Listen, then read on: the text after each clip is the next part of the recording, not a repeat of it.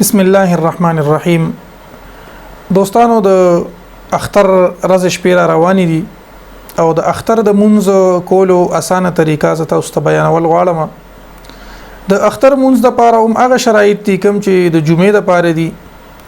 صرف دومره خبره ده چې د جمعې منځ د یو انسان نه پاتې شي نو د هغې خلیفہ او نائب موجود دی چې هغه د ماسپخین منځ دی او که د اختر منځ د سړی نه پاتې شي نو د دې بیا خلیفہ او نائب موجود نه دی، د دې بیا قضا چې دی نو دا یا د دې نائب د په شریعت کې نشته دی. دوستانو د منځ اسانه طریقه دا ده چې د دې منځ ته چې کله ودرېږي نو د دې لپاره چونکې اذان او اقامت نشته دی، بس 2 رکعاته منځ وي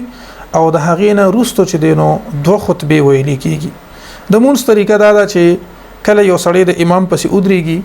نو د بنیتو کې نیت ویل کېږي د زړه اراده ته، خو کچرته په خله باندې د نیت وینو په داسې طریقې به وي نیت مې وکړ د اخلاصا 2 رکعاته واجب د دې وړو کې اختر منځ گزارم سره د واړه تکبیرونو په دې حاضر وخت په دې حاضر امام پسې مخ مې د کعبه شریفه په لور کو الله اکبر. چې کله الله اکبر وکي وګونو له بلاس یو سینو لاس په نامه باندې کیدی او سبحانك اللهم بشروع کی تر د لا اله غیرک پورې به وي او بیا به امام بم تر د غزه پورې وي نو بیا به امام تکبیر کوي الله اکبر نو چې بیا 3 تکبیرونه به وړم رکعات کې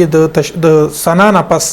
کیږي نو چې کله امام الله اکبر کی مقتدی بم لاسونه د سوچت کی الله اکبر به وي بیا به لاس په نامه باندې نک دی لاس په زوړندونی سي بیا به دویم تکبیر وشي الله اکبر بیا به لاس زوړندونی سي بیا به دریم تکبیر وشي الله اکبر بیا به د اغه نه پس په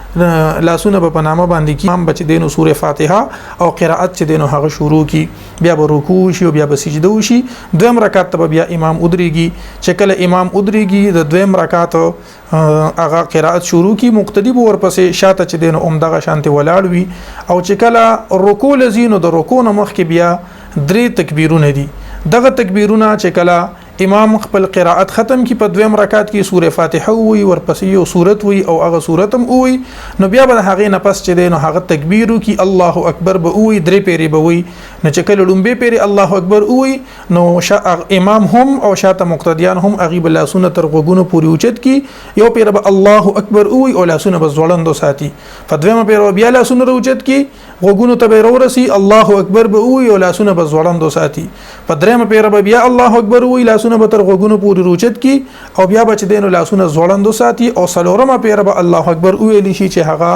د رکوع تکبیر دین او رکوع ته بچ دینو بیا لړ شي هم په هغه طریقه باندې به